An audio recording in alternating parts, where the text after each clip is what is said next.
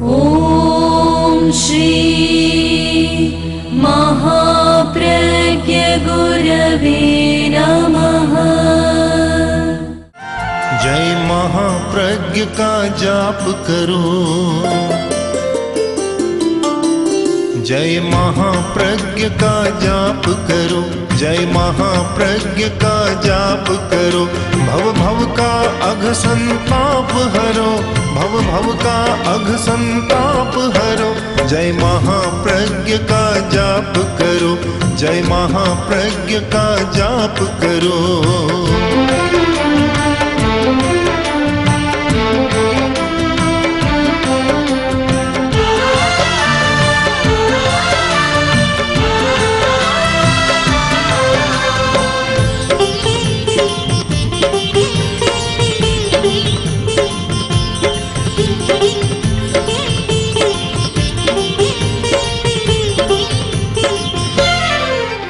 भगवान महावीर का प्रमुख श्रावक चेटक, जो गण राज्य का अधिपति था, और इधर भगवान महावीर के श्रावक श्रेणिक और श्रेणिक का पुत्र कौणिक,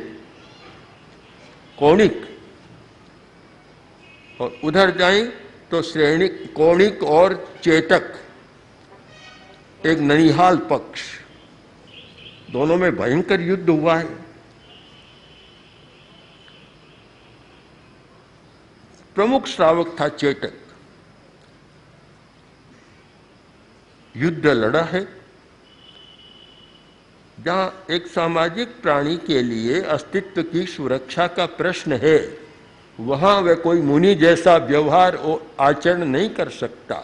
तो इसका तात्पर्य हुआ कि यह प्रतिरोधजा या विरोधजा हिंसा भी एक सामाजिक प्राणी के लिए अशक्य कोटि की हिंसा है, उसे छोड़ नहीं सकता। बहुत व्यावहारिक बात कही है, वर्गीकरण बहुत व्यावहारिक है कि सामाजिक प्राणी के लिए अहिंसा कोई सार्वभौम विकल्प नहीं है। उसके क्रमिक विकास की पद्धति है कि क्रम से विकास करे।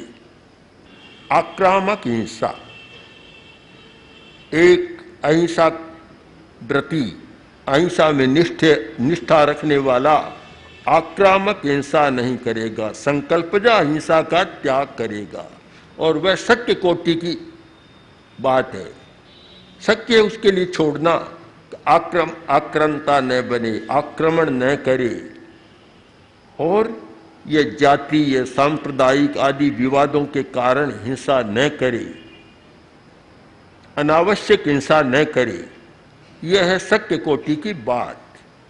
तो एक सामाजिक प्राणी के लिए अहिंसा का व्रत यहाँ से शुरू होता है। संकल्पजा हिंसा का परित्याग करना, अनावश्यक हिंसा का परित्याग करना, यह सामाजिक प्राणी का अहिंसा का व्रत है और अहिंसा का पहला बिंदु है। पर इस विषय में हमारा चिंतन सम्यक नहीं होता, तो हम अहिंसा को समस्या के घेरे में डाल देते हैं कि अहिंसा की बात हमारे लिए नहीं हो सकती। अगर हम अहिंसा करेंगे, अहिंसा व्रत का पालन करेंगे, तो हम परतंत्र हो जाएंगे, शत्रुओं का आक्रमण हो जाएगा, अपनी सुरक्षा नहीं करेंगे, या अमुक हावी हो जाएगा, आदि आदि प्रश्नों पर उलझकर और अहिंसा को जितनी शक्य है उतनी भी नहीं करता, छोड़ देता है, उपेक्षा कर देता है, और अहिंसा को शायद अनावश्यक भी मान लेता है। मैं मानता हूं यह सम्यक चिंतन का अभाव, चिंतन सम्यक नहीं है। अगर हमारा चिंतन सम्यक हो तो हमारे लिए अहिंसा की बात कोई उलझन नहीं है। चिंतन सही होना चाहिए, और जब चिंतन ही सही नहीं है तो फिर अगली बात हमारी होती नहीं है। दूसरी बात है सम्यक निर्णय। हमारा निर्णय भी सही होना चाहिए, और निर्णय सही वही व्यक्ति कर सकता है जिसमें रहस्य को समझने की चेतना जागृत हो जाती है। जो रहस्यविद नहीं होता, यानी छिपी हुई बात को नहीं जानता, गूढ़ बात को नहीं जानता, वह व्यक्ति सही निर्णय नहीं कर सकता। सही निर्णय के लिए जो दिख रहा है सामने, उसे जानना ही काफ़ी नहीं है। जो नहीं दिख रहा है उसे जानना बहुत जरूरी है। बहुत लोग अपने अविवेक के कारण, अपने अज्ञान के कारण निर्णय करते समय चूक जाते हैं, सही निर्णय नहीं कर पाते। पुलिस का आदमी एक अपराधी को जेल से लेकर के ले जा रहा था, किंतु ये हुआ कि बेड़ी लाना भूल गया। रास्ते में याद आई बात कि बेड़ी को तुम भूल गए। तब अपराधी से बोला कि बेड़ी भूल गए, हम तो आगे। तो वह बोला, हुजूर मुझे आदेश दिए, मैं लेकर आता हूं। तो पुलिसमैन बोला कि तू मुझे बेवकूफ बनाता है, बेवकूफ बनाता है कि तू लेकर आएगा, यह नहीं हो सकता, तू ठहर, मैं लेकर आता हूं। क्या फर्क पड़ा? निर्णय सही नहीं हुआ। हम निर्णय में बहुत चूक जाते हैं, कारण कि हम रहस्य को नहीं जानते, छिपी बात को भूल जाते हैं। मैं इसमें बहुत विश्वास करता हूं, रहस्य की खोज में हर बात के साथ रहस्य की खोज करनी चाहिए। और जो रहस्य की खोज करता है वह सही निर्णय दे सकता है। एक प्रसंग बना ऐसा कि जोधपुर नरेश राजस्थान के राज्य, और उनमें एक बड़ा राज्य था जोधपुर, 9 कोटी मारवाड़, बहुत प्रसिद्ध एक राजस्थान का राज्य। वहां के राजा एक दिन अपने मंत्री से कहा, दीवान जी से कहा, संभवतः बछावत जी थे, उनसे कहा कि दीवान जी, खजाना खाली हो गया, धन की जरूरत है, बहुत आवश्यक है। तो मैं अपने सारे पुराने दस्तावेजों को देख रहा था, तो उसमें एक बात मुझे मिली कि खाटू और मकराना के बीच में धन बहुत गाढ़ा हुआ है, जब जरूरत हो तब निकाल लेना। पर क्या करें, खाटू और मकराना के बीच में शायद 40-50 किलोमीटर की दूरी है, अब कहाँ खोदें, इतनी दूरी है, करें क्या, संभव नहीं है।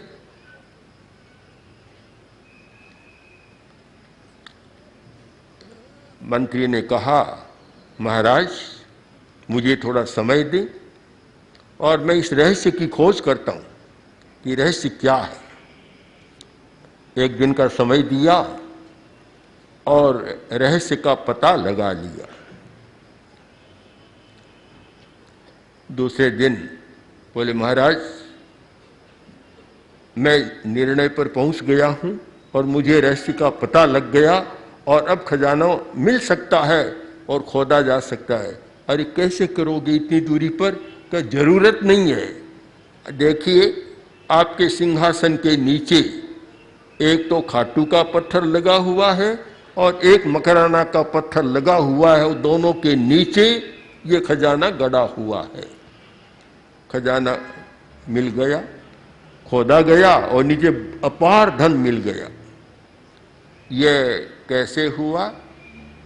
निर्णय सही हुआ। निर्णय कैसे हुआ कि जो व्यक्ति रहस्यविद होता है, रहस्य की खोज करता है, उसे सही निर्णय करने का अधिकार भी प्राप्त हो जाता है। बहुत बार लोग सही निर्णय नहीं कर पाते, इसीलिए कि केवल जो सामने है उसको देखते हैं, छिपा हुआ उसको नहीं देखते। आवृत और अनावृत, आवृत है उसे देखना जरूरी है, जो अनावृत है वह तो हमारे सामने है, जिस पर कोई पर्दा नहीं वह तो हमारे सामने है, किंतु पर्दे के पीछे क्या है उसको जो देख सकता है वह सही निर्णय कर सकता है। और एक हमारी ऐसी दृष्टि होती है जो हम सही निर्णय कर सकें। अहिंसा के प्रसंग में भी ऐसा है, सही निर्णय करना। गुजरात का प्रसंग है। जैन मंत्री और सेनापति, सेनापति जैन धर्म का पक्का श्रावक था। युद्ध का प्रसंग आया और ऐसा बना कि राजा तो गया था दूसरे देश को जीतने के लिए और पीछे से शत्रु ने मौका देखा और उस राज्य पर आक्रमण कर दिया। तो महारानी ने सोचा कि मैं लड़ूंगी पर शत्रु को भीतर नहीं आने देंगे। महारानी ने पूरी तैयारी कर ली। तो सेनापति बोला कि महारानी जी आपको जरूरत नहीं, आप शांति से रहें, मैं सारा काम कर दूंगा, आप चिंता नहीं करें। महारानी विश्वस्त हो गई और सेनापति युद्ध भूमि पर गया और पहुंचा उधर। वह सेना पहुंच रही है, कल सुबह युद्ध शुरू होने वाला है। क्यों प्राचीन एक धर्म व्यवस्था थी कि रात को कोई युद्ध नहीं होता। आजकल तो सब बदल गया, पर प्राचीन नियम था, धर्म युद्ध उसको कहते थे कि निहत थे पर कोई प्रहार नहीं करता और रात को कोई प्रहार नहीं होता। रात को, दिन में तो लड़ते, रात को मिलकर एक साथ भोजन करते। कौरव पांडव के युद्ध में बहुत सारा ऐसा हुआ और युद्धों में भी हुआ है। तो कुछ मर्यादाएं थी। आज का युद्ध तो मर्यादाहीन है, कोई मर्यादा नहीं है, कोई नियम नहीं है। किंतु प्राचीन काल में तो बहुत था।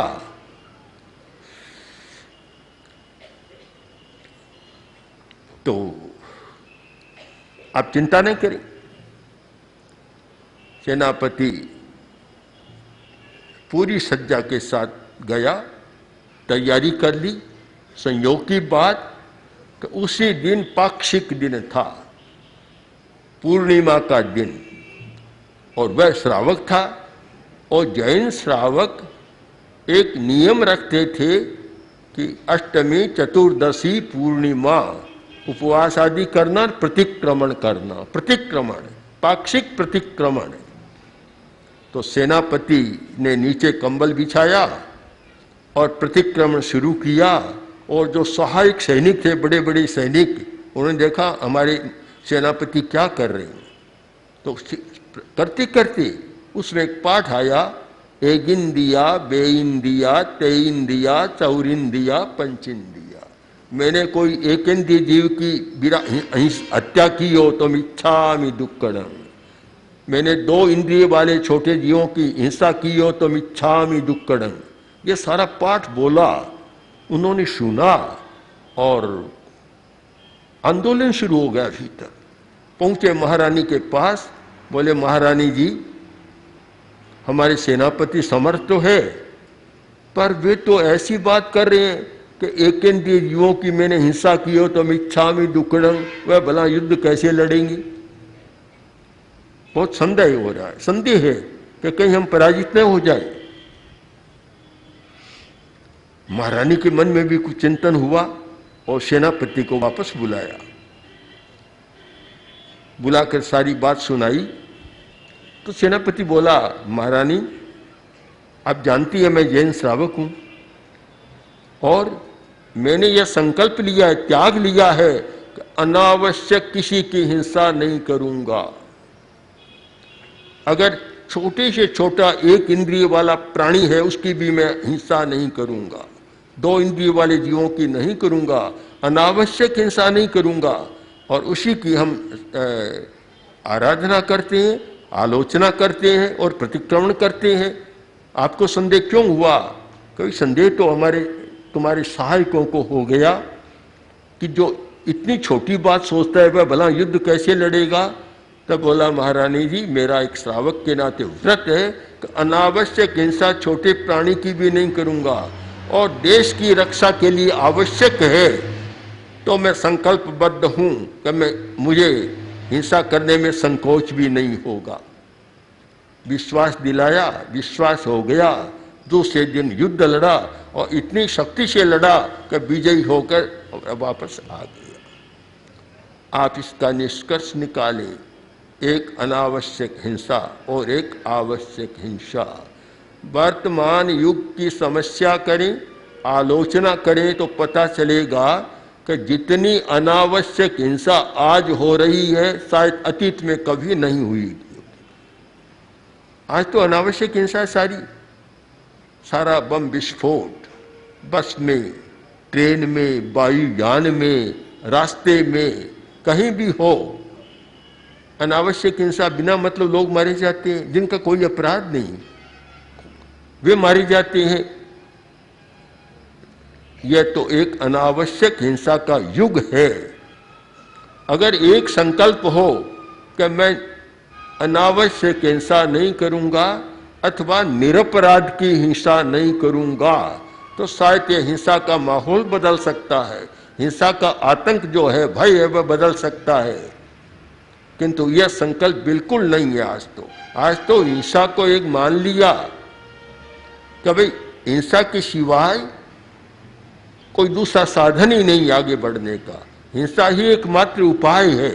और इसीलिए हिंसा के पक्ष में आज इतने तर्क है, शस्त्रों का निर्माण करने वालों का भी तर्क है कि संतुलन बनाने के लिए शस्त्रों का निर्माण जरूरी है। अपना अपना तर्क होता है, हर आदमी अपने पक्ष में सफाई देना जानता है, तर्क रखना जानता है। एक अपराधी को न्यायाधीश के सामने प्रस्तुत किया गया, उसे देखा और न्यायाधीश आक्रोश में बोले कि तू कितना बेवकूफ़ है, मैंने कितनी बार तुझको कह दिया कि मैं अदालत में तुम्हारा मुंह देखना नहीं चाहता हूँ। फिर आ गया, बोला हजूर मैं क्या करूँ, मैंने तो पुलिस वालों को आपकी बात बता दी थी, अब वे पकड़ कर ले आए तो इसका मैं क्या करूँ। सफाई कितनी बढ़िया है कि पुलिस वालों का दोष है कि यहाँ ले आए, स्वयं का कोई दोष नहीं है। आदमी अपने दोष को छिपाकर तर्क के द्वारा ऐसी सफाई प्रस्तुत करना जानता है कि दूसरे के दोष को ढांक देता है, अपने दोष को ढांक देता है। तो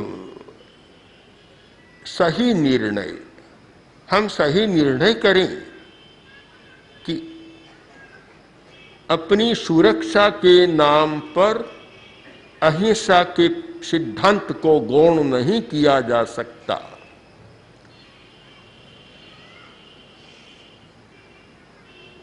अगली बात पर ध्यान देना है, संकल्पजा हिंसा, यह सारी त्याज्य हिंसा है, सत्य कोटि की हिंसा है, इसको छोड़ा जा सकता है। अगर यह संकल्पजा हिंसा को समाज छोड़ दे तो अहिंसक समाज हो सकता है। अहिंसक समाज की भी बात आती है तो आरंभजार विरोधजा हिंसा के साथ उलझा देते। अहिंसक समाज का पहला सूत्र होना चाहिए, जिस समाज में कोई संकल्पजा हिंसा नहीं है, आक्रामक हिंसा नहीं है, दूसरे के सत्य पर अपना अधिकार जमाने की हिंसा नहीं है, दूसरे का शोषण करने वाली हिंसा नहीं है, दूसरे को लूटने वाली हिंसा नहीं है, किंतु इन सब का वर्जन और परिहार है। वह अहिंसा एक सामाजिक प्राणी के लिए अवश्य अनुकरणीय अहिंसा है। स्वस्थ समाज की बात करते हैं। समाज स्वस्थ कब बनता है? जिसकी व्यवस्था अच्छी होती है। व्यवस्था अच्छी नहीं होती वह समाज स्वस्थ नहीं बनता। तो तीसरा सूत्र हमारा है, पहला है सम्यक चिंतन करें, दूसरा सम्यक निर्णय करें और तीसरी बात सम्यक व्यवस्था। तब स्वस्थ समाज की बात हम कर सकते हैं और स्वस्थ समाज का निर्माण हो सकता है। सम्यक व्यवस्था नहीं है बिल्कुल, यह कहने में मुझे कोई संकोच नहीं। वर्तमान में जो समाज की व्यवस्था है वह कोई अच्छी व्यवस्था नहीं है, अहिंसा को प्रोत्साहन देने वाली व्यवस्था नहीं है। कहना यह चाहिए कि हिंसा को बढ़ाने वाली व्यवस्था है। आज की जो व्यवस्था चल रही है वह हिंसा को बढ़ाने वाली है, किंतु आश्चर्य है न तो समाज के प्रमुख लोग इसको बदल पा रहे हैं और न कोई सरकारें बदल पा रही है। बदलने की बात तो बहुत होती है पर बदल नहीं पा रही है। कारण कि सम्यक चिंतन नहीं, सम्यक निर्णय नहीं है। सम्यक चिंतन के बिना और सम्यक निर्णय के बिना सम्यक व्यवस्था नहीं की जा सकती। चिंतन का अभाव है ये तो मैं कैसे कहूँ, चिंतन तो करते हैं पर सम्यक नहीं। पीछे सम्यक शब्द आप जोड़ दें, बड़ा महत्वपूर्ण शब्द है ये सम्यक। उमा स्वाति ने 3 तत्वों का वर्णन किया तो सम्यक ज्ञान, सम्यक दर्शन, सम्यक चारित्र, तीनों पीछे सम्यक शब्द का योग है। हमारी व्यवस्था सम्यक नहीं है और उसी का परिणाम है कि सत्ता और धन वाले लोगों का पद बहुत ऊंचा हो रहा है और धनहीन और सत्ताहीन लोगों का स्थान बहुत नीचे जा रहा है। एक संतुलन नहीं बन रहा है दोनों में, जबकि संतुलन होना चाहिए।